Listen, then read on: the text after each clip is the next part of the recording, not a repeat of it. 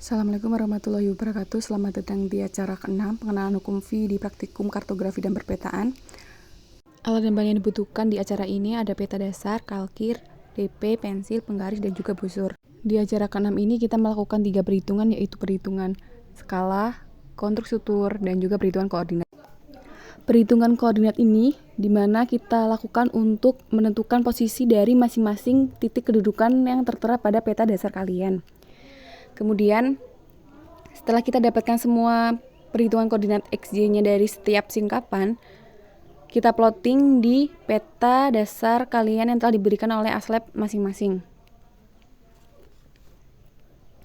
Kemudian di sini tertera, semisal di kedudukan yang pertama itu singkapan batu lempung dengan batu lanau, di mana strike-nya itu berada di north 231 east dan dip-nya itu berada di 90 derajat. Kita lakukan plottingan dulu dari nilai X dan Y-nya yang telah kita dapatkan masing-masing.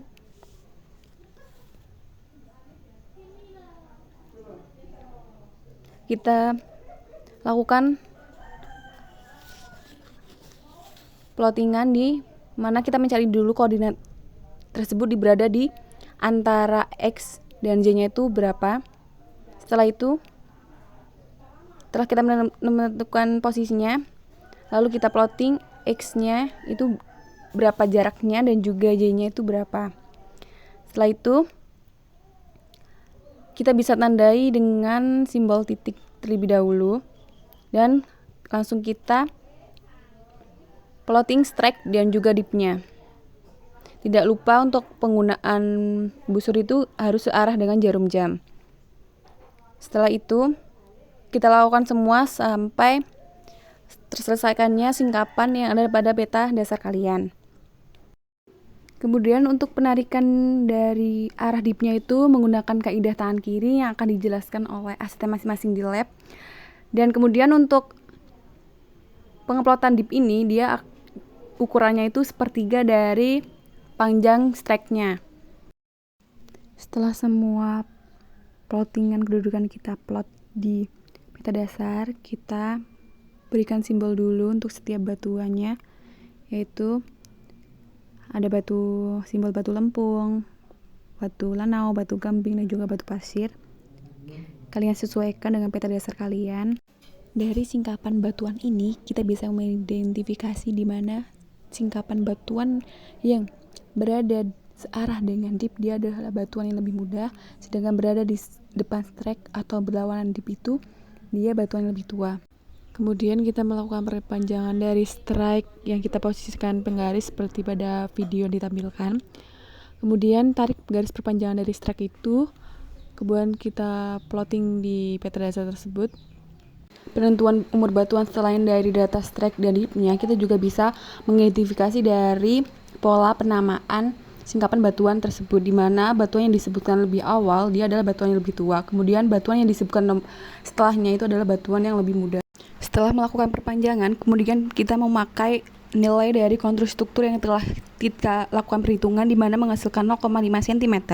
Kemudian kita ukur secara berurutan dari 0,5 cm itu dari kanan dan dari kiri di perpanjangan tersebut, dan akan dilakukan seperti kelipatannya 1,5 dan seterusnya. Bahwasanya juga dalam pembuatan peta pada acara ini kita menggunakan 2 metode, yaitu ada metode kontur struktur, yaitu yang telah kita lakukan di awal dengan mengeplot posisi batuan, menentukan arah atau usia dari perlapisan batuan, kemudian kita tarik garis kontur strukturnya.